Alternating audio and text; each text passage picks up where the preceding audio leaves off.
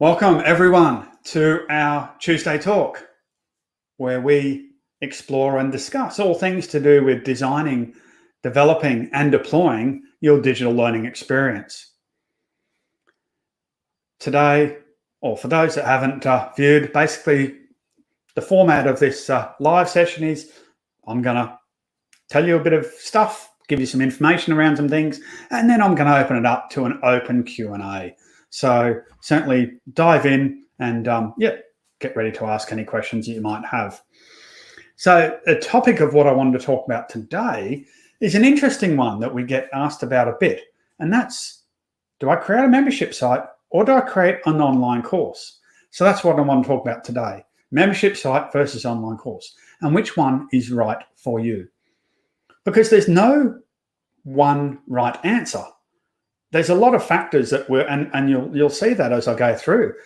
There are a lot of factors to consider, and what might work for one person and be of huge benefit to them may actually be completely wrong for another type of person. So, membership site, online course, the argument, which one do you do? Yep, really does depends on you. So let's have a look at some of the things that you need to consider if you're looking at going, okay, do I create an online course or do I create a membership site? So first thing is really comes down to you and your commitment, the commitment that you want to make as part of this process. Okay, if you're looking at running an online a membership site, okay, this is probably a bit more of a longer term business model. Okay, you're not going to be able to go, hey, I'm going to run a membership site for 3 months or for 6 months, and then I'm going to stop doing it. So there really is this ongoing commitment that you need to invest to see some benefit out of a membership site. It's going to require ongoing development. Okay, you've got to, you're not just going to go, bang, here's all the content and stuff. There needs to be this ongoing updating of content. So there's got to be the commitment for you to be able to continually developing new content. And a membership site, generally what we see, and you can certainly have community as part of your online course, but we certainly see with a membership site, the community is a lot stronger. And this really does require you for a lot more ongoing community management. Whereas the commitment from an online course, as you can see there, is a little bit shorter term, okay? You could build an online course, you could run it for 3 months or 6 months and then go, that's it, I've had enough of online courses, and walk away. I'm not sure why you would do that after spending all that time and effort building your online course. And if it's a successful course, again, really be questioning why you're doing that. But it does allow you for this much shorter term piece around the program. So, and also potentially when you're looking at rolling this out, your commitment is you might have much more of a focused launch, and you might go, okay, well, actually, I'm going to run an online course, but it might be a 12-week program, and you might run that 12-week program, that online course, 3 times a year. So you've got some very dedicated launches, and you know that, okay, during this period of time, that's when I'm going to be committed, and the rest of the time it doesn't actually require that ongoing commitment that a membership site does. So yeah, really, really think about what is the commitment that you want to provide to that course as part of that process. Okay. Also, then we're looking at the users from their point of view and the access. And generally the access from a membership site is this ongoing access. People are going to come in and they're going to access the content, and they're going to move through it and in their own process and access it at any time that they want. Whereas with your online course, you might actually have a fixed period. As I said, you might say, okay, we're starting it, we're running it, we've just got a cohort of people, I want to bring them all together at the same time, and we're going to run them through as part of that process.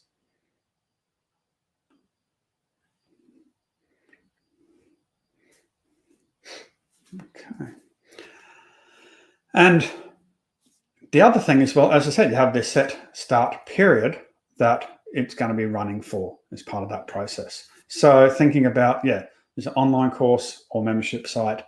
How do you want people to access your content? Okay. If you're happy for them to be coming in at any time and consuming it, and you can still do that with an online course. Okay. You can still go, okay, it's just going to be self-paced.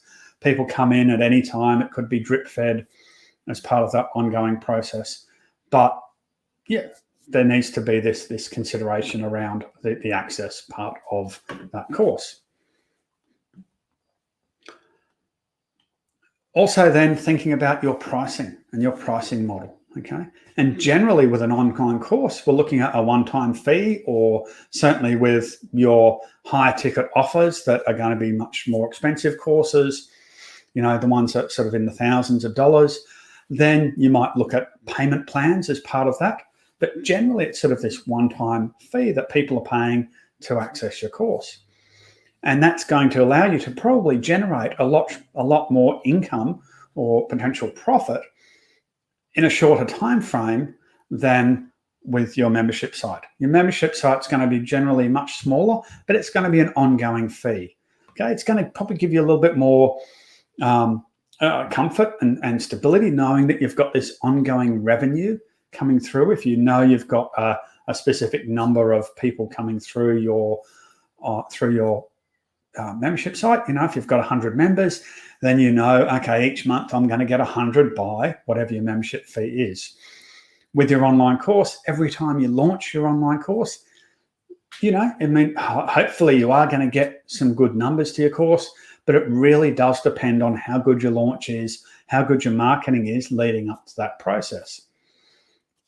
And obviously with the membership side as well, then it provides this ability for better affordability, because if you go to someone, okay, I want you to spend, $1,000 on a course, they might not be able to, but yet they might be able to spend a much smaller amount spaced out over a longer period of time. So looking at going, okay, monthly payments that you've got there as part of that process. So really thinking about what that pricing model is, and the pricing models are going to be different. Again, content is a really big thing, okay?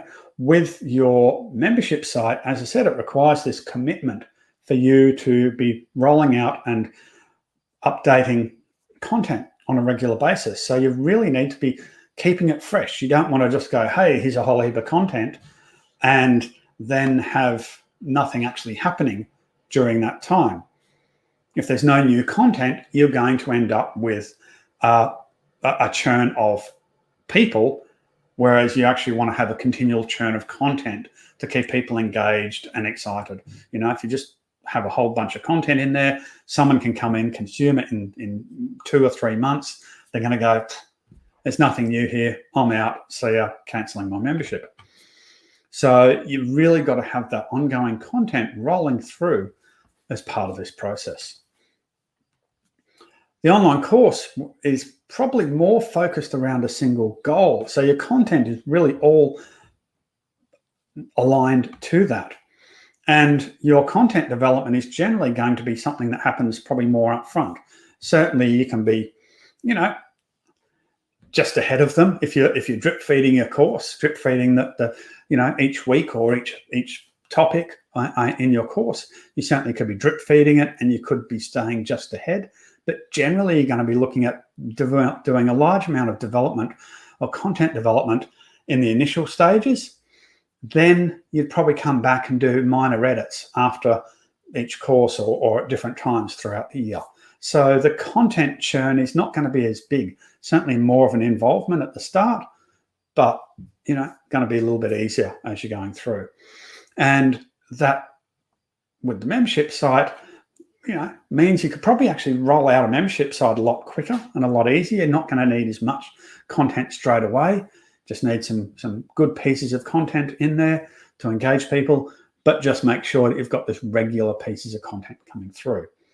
It's a bit like with a podcast. You're not going to necessarily launch a whole 18 months worth of podcast talks. You'd probably just keep rolling those out in new episodes. The same sort of thing with your membership site. So again, thinking about how do you roll out the content as part of this process. Structure, again, thinking about, this connects back to your content a little bit, but generally what we find with an online course is it's a very structured process. Okay. doing an online course on the 5 steps to be a better salesperson. Okay. And it's going to have a very structured, you go through this step 1, 2, 3, 4, 5, bang, very much structured process. And that's part of your online course. Whereas your membership site might be, hey, we're going to have a membership site that teaches you how to be a better salesperson, but the content could be obviously a lot less structured. It's going to have a whole range of different pieces of content and may not necessarily speak about a structured 5-step process, but might just go, hey, these are all of the things that you need to consider. Whole lot of different bits and pieces of content that you're going to be throwing in there. So just again, structure of how your course is going to, or how your information is going to be laid out will also determine whether a membership site or an online course is going to be better. Then obviously thinking about the engagement, okay? And what we find with a membership site, okay, it is more focused, it's more community focused. Generally, you're going to see a lot more stuff happening with people engaging with each other, engaging in discussions, asking questions, etc., as part of an ongoing community, because that's what they are. It's a community of people coming together and talking. So in the membership site, you'll see a lot more of that. Whereas the online course is probably going to be more content focused. Now, you can certainly still have the social learning aspects and build that into your online course. But again, it's going to be very much focused around the content, and it's going to be focused on that period of time that you are doing the course. Whereas with the membership site, your community, what you'll find is you'll have new members coming in. You'll have the older members that will be, probably acting more as the champions or the experts and starting to sort of help some of the newer members to the community. You may not see that happen in an online course if it's more of a fixed process. And the other big thing around the engagement is really, that's a really key piece for retention. Because if you're not engaging people in your membership site, then you're not going to retain them.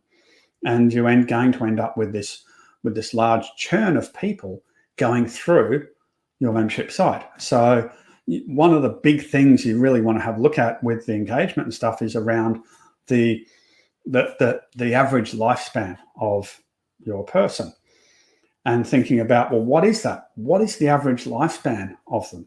So compare that, obviously, the average lifespan for an online course is going to be for the length of the course. So if it's a 6-week course, that's pretty much the lifespan that you're going to expect.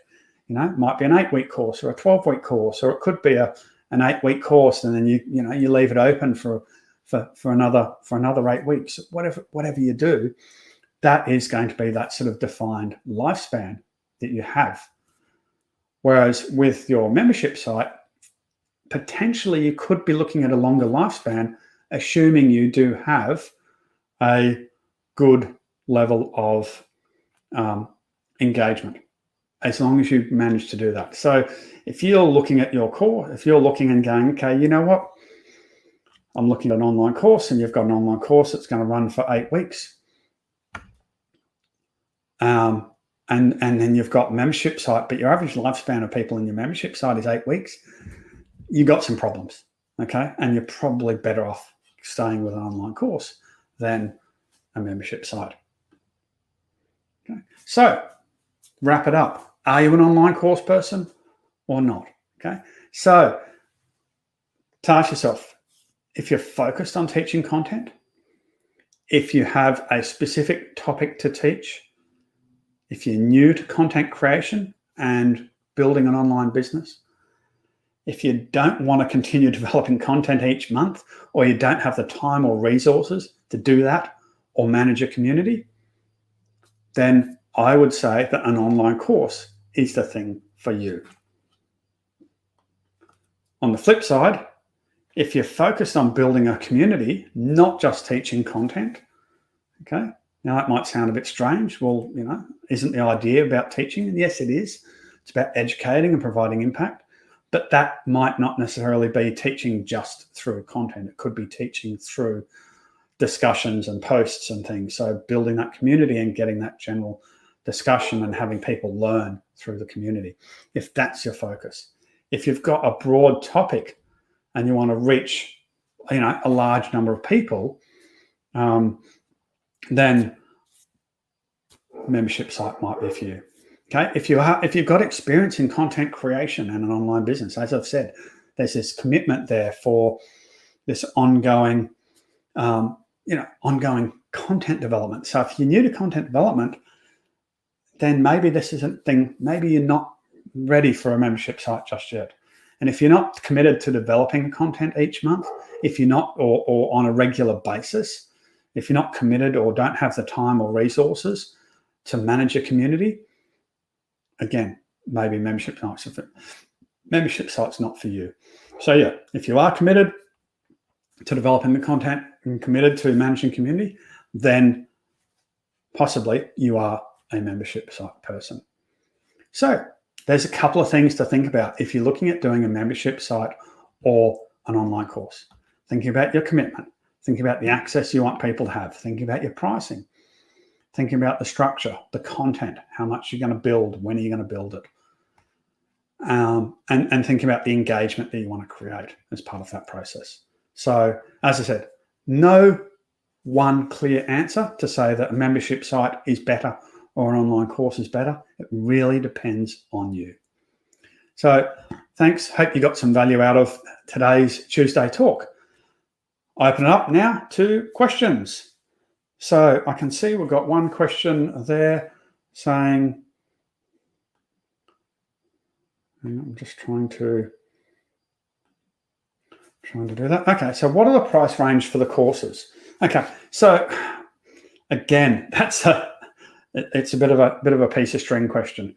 Okay, depends on the size of the course, depends on the impact of the course. So generally what we're looking at when we're looking at courses is we look at going, okay, is it an interest course? So it could be just something very short that we're just using just to get people engaged and interested in the program. Then we can certainly have a look at that as a very much a free or a very low ticket course. Maybe a $7 course or a $19 course would be a very low ticket interest course, free to $10, $15, $19. If you're then looking at doing an information course, so this is one that's going to obviously have a lot more content in it, going to provide quite a bit of information, but doesn't necessarily step people through and actually give them the tools to engage and to actually implement stuff.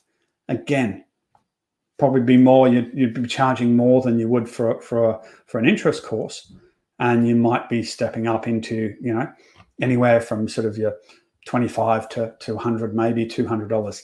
Okay. Again, I mean, we've got some stuff on our website talking about pricing of courses as well.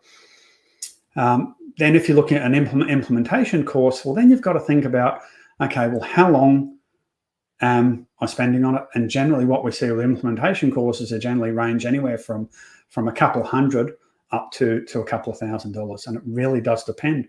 With an implementation course, what we're seeing is that it's not just the course. Obviously, there's a lot of one-to-one or group coaching as part of that process. There's a lot of you providing your knowledge in that process, and therefore going to take a longer time and going to be more of your involvement, and therefore going to be a higher cost. So no one rule, but really it's a matter of looking at, okay, what's the value providing? What is the outcome that people are going to get for it? What's the length and the amount of and the amount of information and the time that you're spending? Okay, and also it really does depend on your brand as well. Okay, it's like when like it to buying a car. Okay, you go and spend a huge amount of dollars to buy a Ferrari because of the brand, whereas you'd spend a lot less if you're buying a Kia. Same as if you're looking at a professional development course and Tony Robbins, huge brand name, well, certainly he's going to charge high dollar figures. Someone else that might have very similar content or certainly providing a similar amount of value, but without that brand is not going to be able to charge that much. So there's a whole range of variables there to consider as part of that. So yeah, hopefully you got some value. Hopefully that answered the question there. And then again, with membership sites, same sort of thing. How much value you're providing, how much content's in there, how much engagement are you providing. But generally they're starting at a much lower cost and usually priced on a monthly basis. So people don't actually have to, it's not asking a huge amount for people to open up their wallet and invest in that over a period of time. Okay.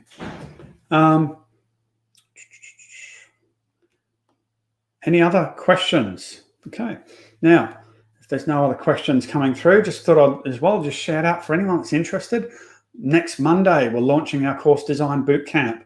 Link there, https://superblearning.entreport.com/TL/65. You can jump in, have a look at the bootcamp that we're running, and really be interested to see you coming along if you're there.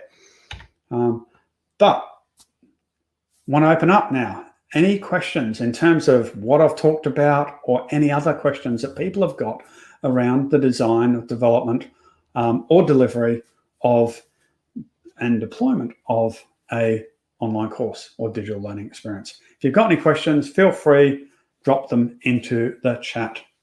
Thank you.